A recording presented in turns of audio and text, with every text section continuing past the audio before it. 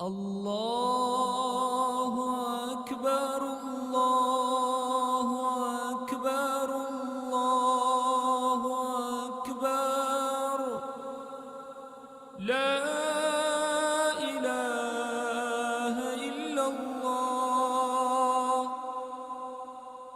الله أكبر الله أكبر ولله الحمد الله أكبر الله أكبر الله أكبر لا إله إلا الله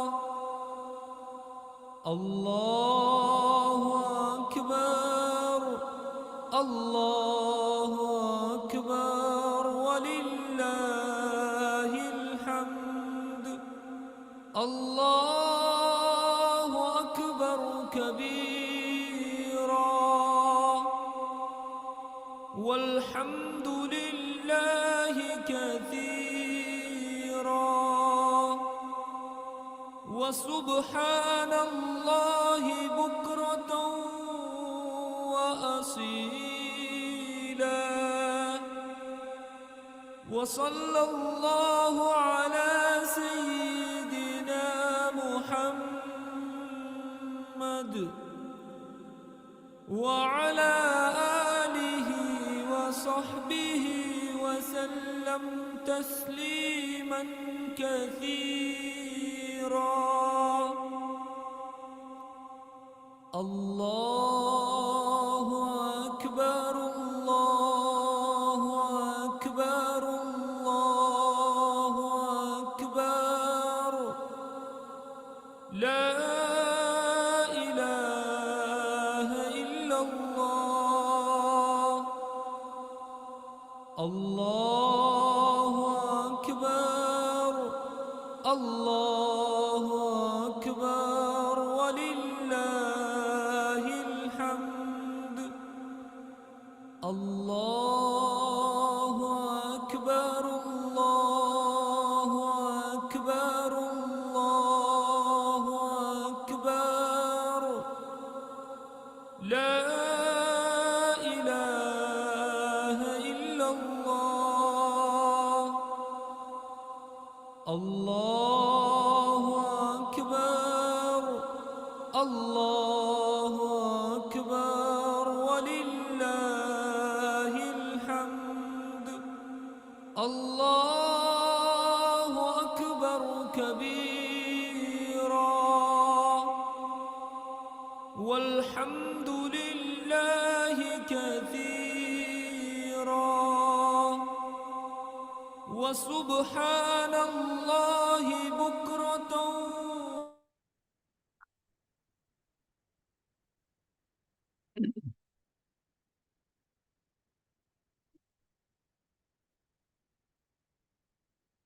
بسم الله الرحمن الرحيم.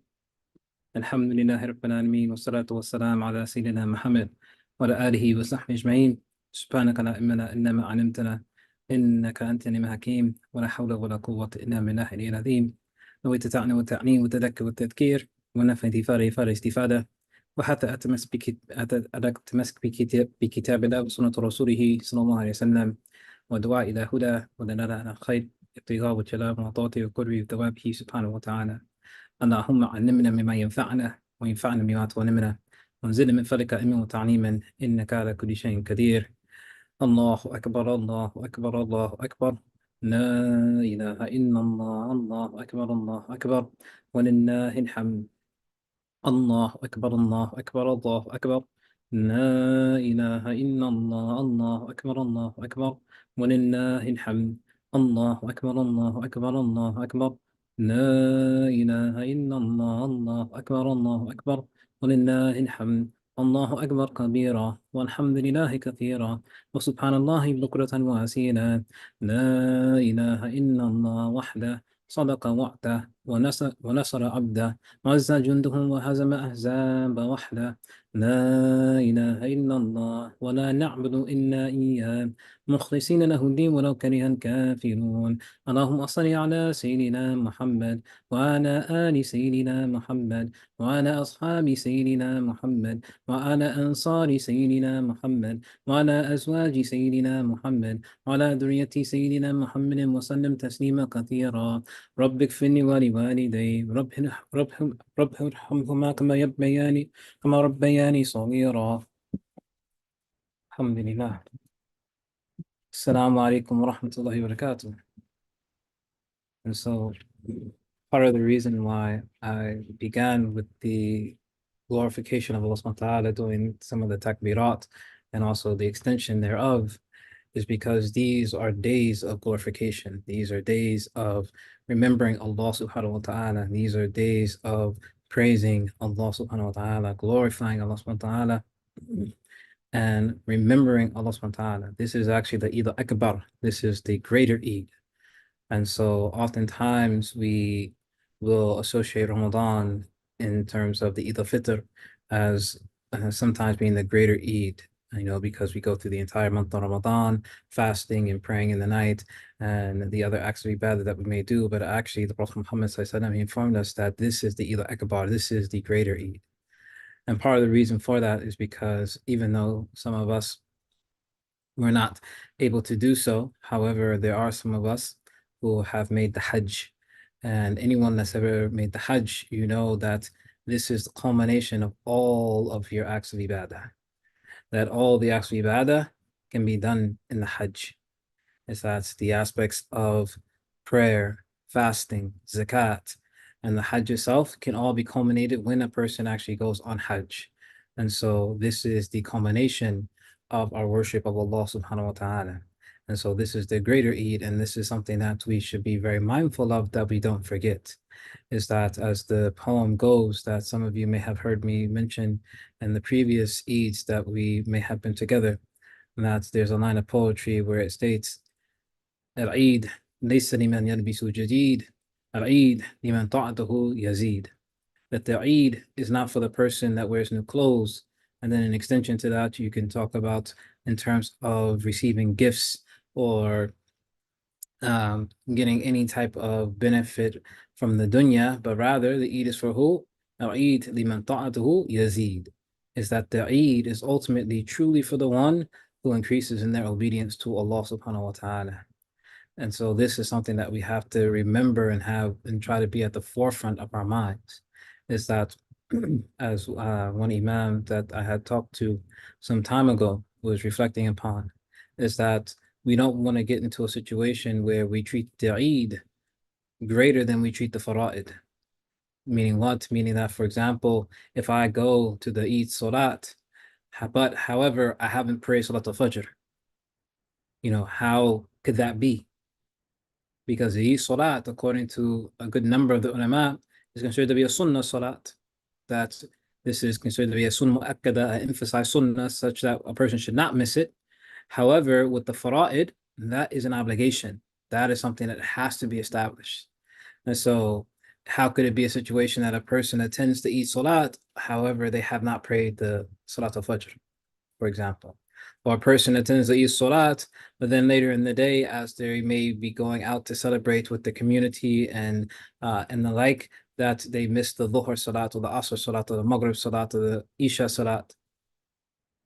Is that this day of celebration is supposed to be a celebration of our ibadah. This is supposed to be a celebration of our ubudiyah, our complete slavehood to Allah subhanahu wa ta'ala. We're celebrating getting closer to Allah subhanahu wa ta'ala. Because again, if we were of those who are fortunate to go to Hajj, we would be worshiping Allah subhanahu wa ta'ala with all of ourselves. That even beyond the pillars of Islam that we would worship Allah subhanahu wa ta'ala with, in terms of salat, zakat, som, hajj, but also with our money in general, meaning that in order to make the pilgrimage, that it costs money to do so. I usually tell people that usually you can expect that it's going to cost you from 7,000 to more in order to be able to go on Hajj. That at the bare minimum, that it'd be $7,000 that you'd be spending at this point in order to be able to go on Hajj. So it's going to take from your wealth. It's also going to take from your health. One of the things that I remind people of is that the recommendation is that a person goes on Hajj when they're still young. Why? Because you still have the energy, you still have the better health, you still have the capacity to handle some of the physical difficulties that Hajj brings. Is that in Hajj, you may have to walk a good amount of distance. You may be in a situation where you may be extremely hot or you may be extremely cold, that you may be in a situation where you get injured, or in the case for many people, is that you may be in a situation where you become ill, that you become sick. So usually I tell people is that when you go on a Hajj, expect that by the time that you get back to wherever you're coming from, is that you can expect that you'll return either sick or injured or both. That this is a very physically demanding situation. So again, this is why we say that this is the culmination of our worship. This is an aspect of us completely giving ourselves up to Allah subhanahu wa ta'ala in hopes for his rahmah, in hopes for his mercy, in hopes for his qabul, in hopes for his acceptance, in hopes that he will make us of those or his ibadah salihin, his his true servants, his righteous servants. And this is what our ultimate goal is supposed to be. Our ultimate goal is not to have any aspect of this dunya. This dunya means absolutely nothing in the ultimate reality of things. As that Allah subhanahu wa ta'ala, he's clarified for us that if this dunya meant even the wing of a gnat in the sight of Allah subhanahu wa ta'ala, he wouldn't even give a disbeliever a sip to drink. But we know that Allah subhanahu wa ta'ala, he gives to whomever he wills in this dunya. Why? Because this dunya does not mean anything to Allah subhanahu wa ta'ala. The akhirah, as Allah subhanahu wa ta'ala mentions over and over again in the Quran. For example, Allah subhanahu wa ta'ala says, وَلَآخِرَةُ خَيْرٌ لَكَ مِنَ الْأُولَى. That the akhirah, the next life, is better for you than what comes before it. Now Allah subhanahu wa ta'ala says, وَلَآخِرَةُ خَيْرٌ وَأَبْقَى. That the akhirah is better and everlasting. Or that Allah subhanahu wa ta'ala, he says, كُلُّ مَنْ عَلَيْهَا فَانٍ. That everything upon it is perishing in terms of this dunya. That all of this is supposed to be reminders that our ultimate reality is not this world. Our ultimate reality is not the life that we're living here, but our ultimate reality is how we arrive to the akhirah. And this is why the rituals that we go through on Hajj are coming from the story of Ibrahim, who shows us the true essence of tawakkul, of trust in Allah subhanahu wa ta'ala, as well as submission. One of the meanings of Islam itself, submission. That's Ibrahim alayhi salam. If you look throughout all of his story and the story of his family, is that it was nothing but submission after submission after submission, and then trust after trust after trust. That this is our reality, that we're supposed to submit to Allah subhanahu wa ta'ala and trust that he's giving us that which is best for us. Because the thing is that as Allah subhanahu wa ta'ala mentions in the Quran, it may be that we love the thing, but it's actually shar, is actually evil for us. And it may be that we dislike a thing, but it's actually khair, it's actually good for us.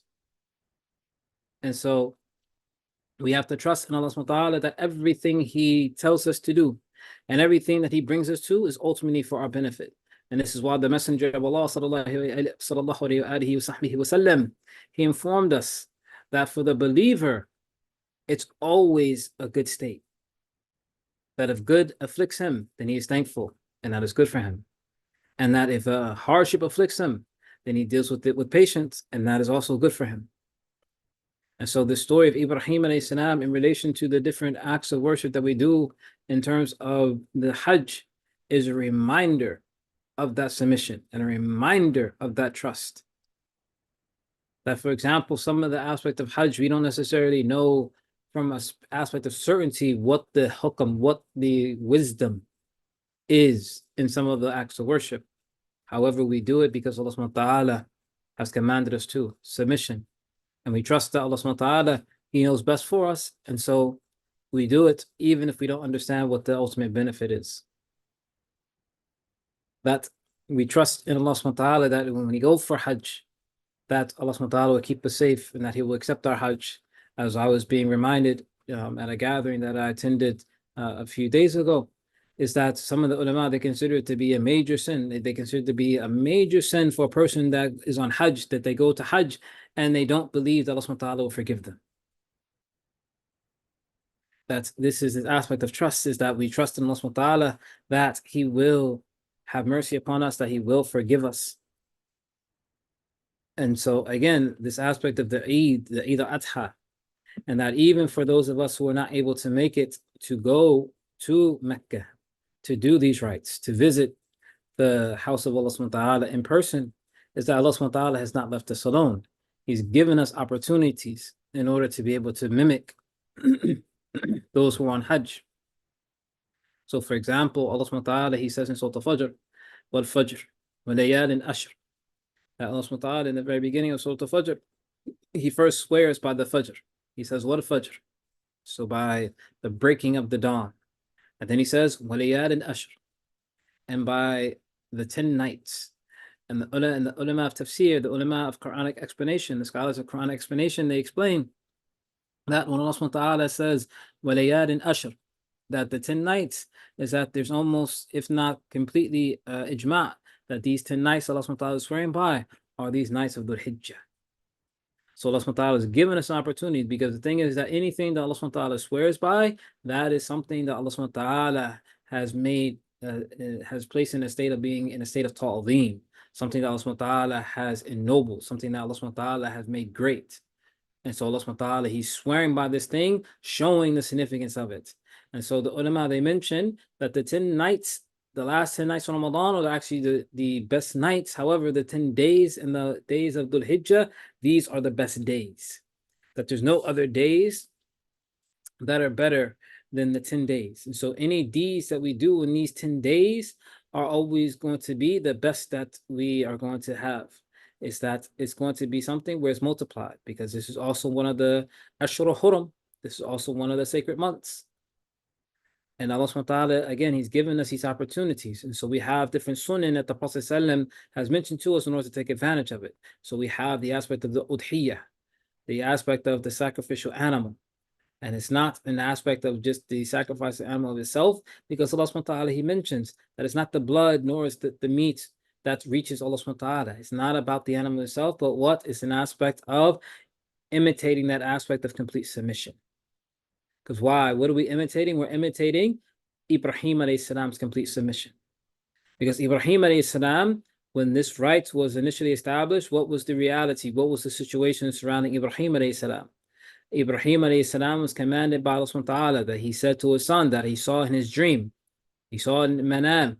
He saw in his dream that he was to sacrifice his son. And the Prophet Muhammad sallallahu alaihi wasallam, he informed us that the dreams of the Anbiya are a portion of wahi. The dreams of the prophets are a portion of revelation. So it wasn't a situation where he just had a dream, but this was a situation where he had the dream, and this was something that he knew that he was being told to fulfill, to carry out. And at the same time, he was raising a son who was also a prophet.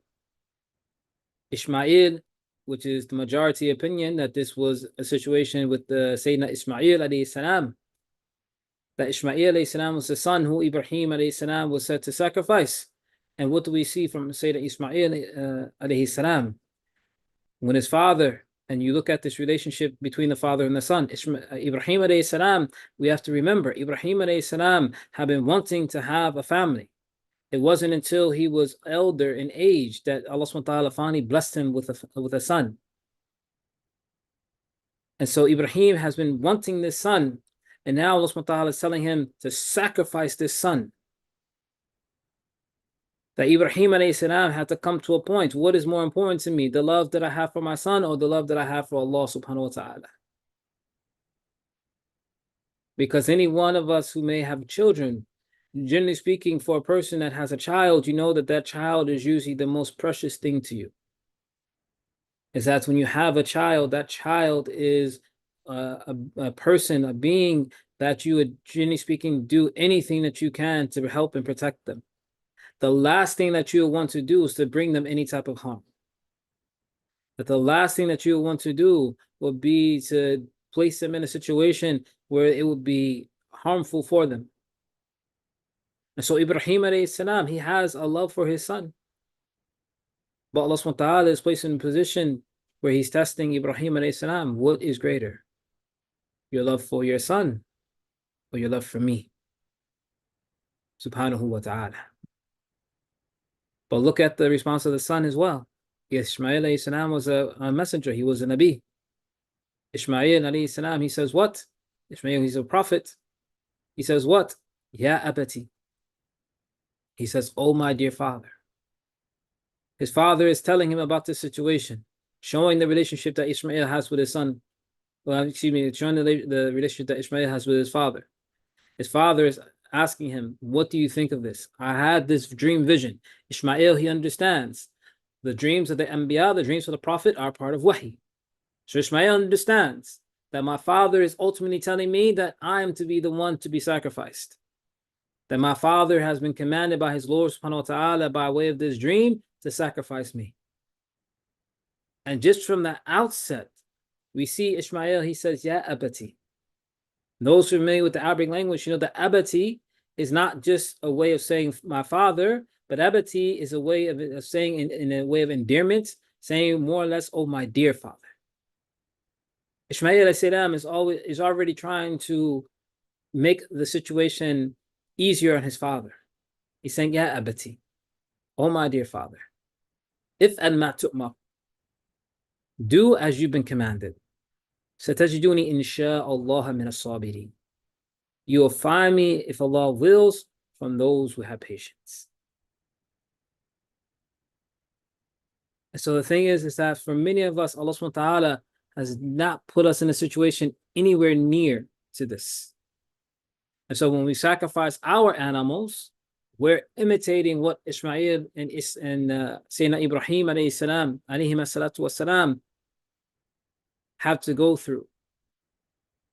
The test that Allah subhanahu wa ta'ala placed them in. Ibrahim with the sacrificing of his son, and Ishmael with the giving up of his own life. But why were they willing to do this?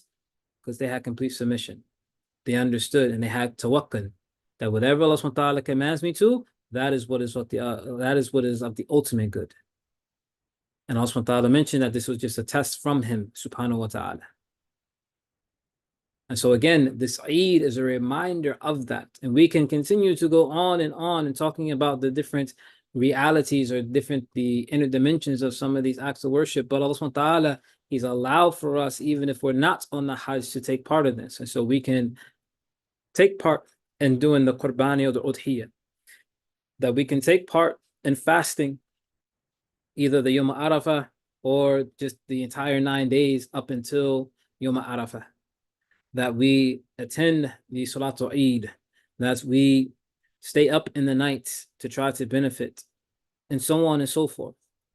That we are able to take advantage of these days, even if we're not able to experience the penultimate reality of these days in terms of being on Hajj. And the thing is that the aspect of even going on Hajj is that Hajj is an invitation from Allah subhanahu wa ta'ala. Anyone that goes on Hajj has been personally invited to the house by Allah subhanahu wa ta'ala. And this is something that I will remind myself and remind all of whoever may be viewing this, is that one of the aspects of the reality of Hajj is that it's not based upon the wealth that you have. That meaning that if I have enough money, then I'm going to be able to go on Hajj. It has nothing to do with that. Why? Because Allah subhanahu wa ta'ala, even if you have enough money, He can make it a situation where you're too ill to go. Or that you have enough money now, but by the time that it comes time around for you to be able to go on Hajj, that Allah subhanahu wa ta'ala will have taken the money from you. Or that you have enough money, but then something like Corona hits, as it did back in 2020 and so on and so forth. Where people, they may have had the means and they were intending to go to Hajj, but Allah subhanahu wa ta'ala has placed a barrier. It's purely by the invitation of Allah subhanahu wa ta'ala. And so this is why our teachers, they remind us that every year we should make the intention of going on Hajj and leave the details to Allah subhanahu wa ta'ala. It doesn't matter if we feel like we have the means to be able to do so or not. It's not based upon the means. The means are not an actual cause in and of themselves. That is just the sunnah of the dunya. That is the way that Allah subhanahu wa ta'ala has allowed for things to go, is that we have regular associations. That if a person has X amount of wealth, then generally speaking, this means that they will be able to afford to do X, Y, and Z. And then if they're able to afford to do X, Y, and Z, then if they put in place the necessary steps to accomplish that, then generally speaking, we would say that they will accomplish that. However, that is not necessarily always the case. I know of individuals who had no financial means of being able to go on Hajj, but then Allah subhanahu wa ta'ala had invited them. That I know a sister who had he didn't necessarily have the financial means to be able to go on Hajj, and then all of a sudden she gets a phone call asking if she wants to go on Hajj. I know an individual who didn't necessarily have the financial means to go on Hajj, but then all of a sudden he receives a text message saying, do you want to go on Hajj this year? That Allah subhanahu wa ta'ala, He is the one that invites the people to His house. So even if we were not able to make it this year, and even if we feel that we're not going to have the means next year, make that intention. Allah subhanahu wa ta'ala, He can figure out, He can provide for you a means to be able to go. And this is something that we should strive to do, especially if we have not been able to go on Hajj, is that we should definitely be making the intention to be able to go on Hajj, because we understand that Hajj is one of the arkan, it's one of the 5 pillars of Islam. It's one of the things that the deen is built upon. Bunyan Islam ala khams, that the religion, the deen of Islam has been built upon 5 things. And of those 5 things is the Hajj, is the pilgrimage to Mecca. Because again, this is the penultimate of our worship, is that we can combine between all of the acts of worship in this one visit. And the reality of it is that for many of us, it may be just one visit. That if we look at the sunnah of the Prophet Muhammad sallallahu alaihi wasallam, the Prophet Muhammad sallallahu alaihi wasallam, how many times did he make Hajj? Once in his lifetime. He made Umrah more than once, but in terms of the Hajj, only his Hajjatul Wada, his farewell Hajj, that was the only Hajj that the Prophet ﷺ made.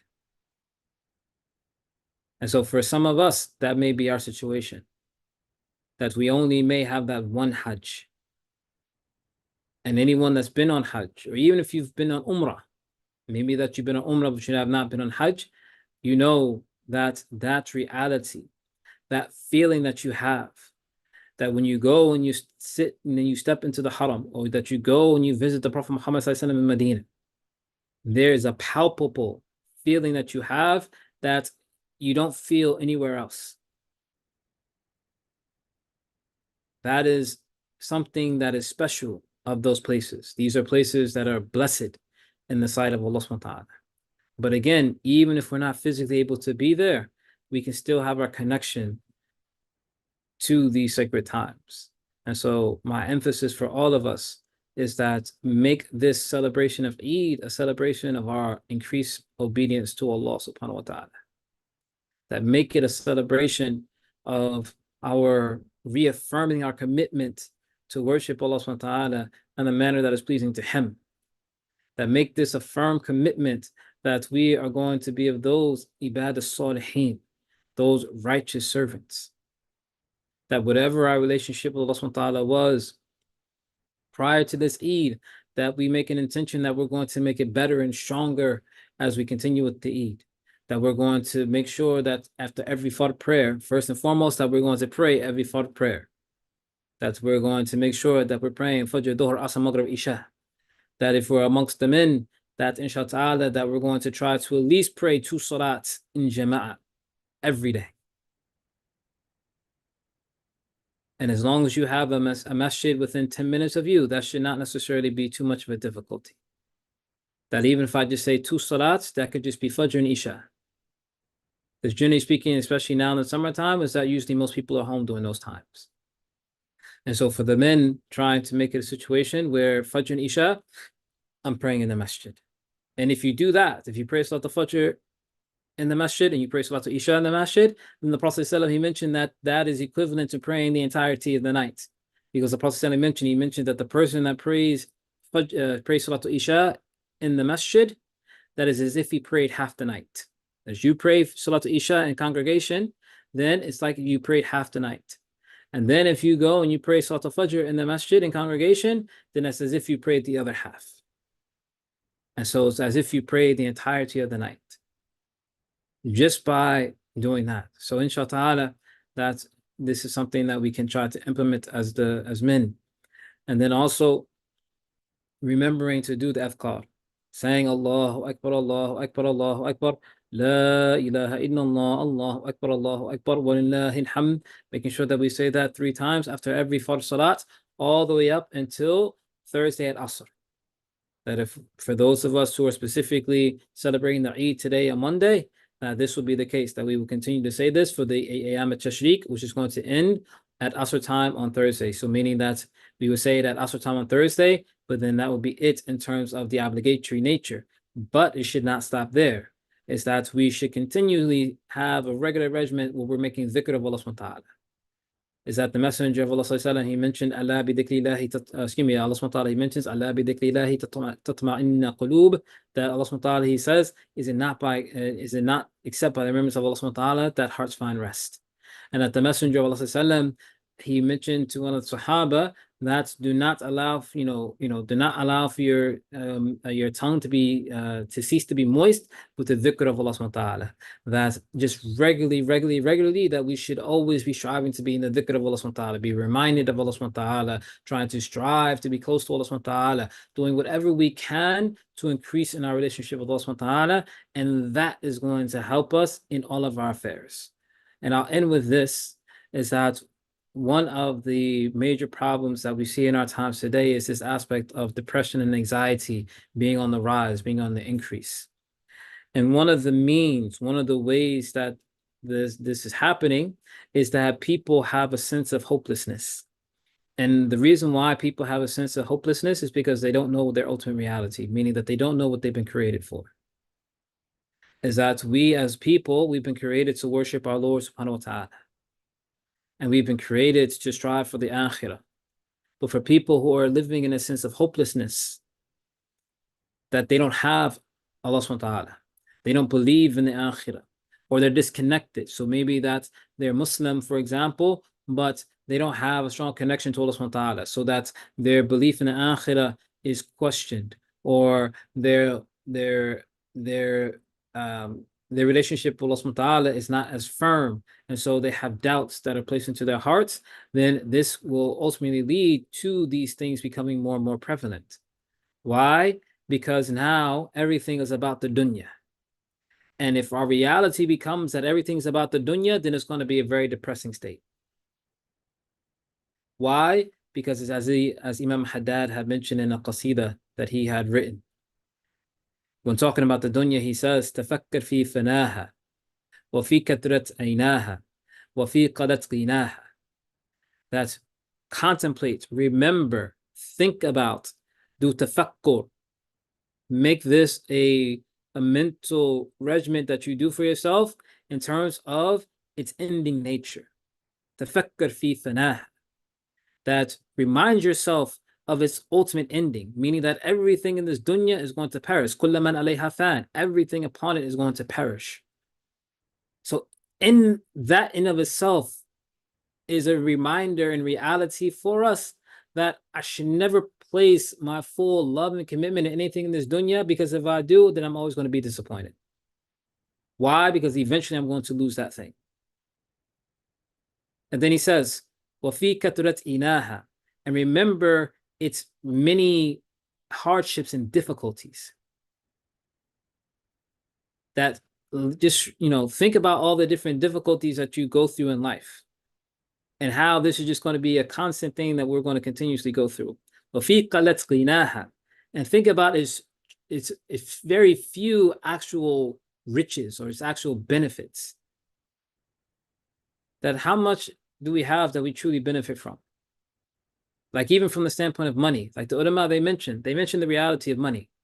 Like for example, for some of us who we like to have large sums of money in our bank account, the ulama, they mentioned is that if you just have large sums of money in your bank account, that's really not your money. Why? Because unless you spend it fi sabilillah, or you spend it upon yourself or your dependents, then all that money that you may be saving up is not yours, because ultimately when you die, it's going to be going to somebody else. Then unless you actually utilize your wealth in this world, then it actually isn't your wealth. You're just holding it on, you're just holding on to it for whoever is going to inherit from you. But only that which you spend for the sake of Allah, or that you spend on your needs or the needs of your dependents, that's the only wealth that you actually have. So how much riches do we actually have? And then he ends this section of the qasida by saying, "Fatuba thumma tuba liman minha tahadha wa talaqa wa fi ta'ati ar-Rahman shamma." And so he says, so give glad tidings, and then again give glad tidings to the person who is cautious about it. Meaning what? Cautious about the dunya. Why? Because of some of the things that he's already mentioned. وَطَلَّقَ, and for the one that divorces himself from it. Meaning that your heart is not attached to the dunya. Your heart is attached to Allah subhanahu wa ta'ala. Like Sayyidina Ibrahim alayhi salam. Like Sayyidina Ishmael alayhi salam. That's why they were willing to make that sacrifice for Allah subhanahu wa ta'ala, because their hearts were connected to Him, subhanahu wa ta'ala. وَفِي طَاعَةِ الرَّحْمَنِ شَمَّةٍ, and in the obedience of their Lord, again, we go back to the aspect of obedience, they roll up their sleeves. In the obedience, and actually he says, in the obedience of the most merciful, they roll up their sleeves.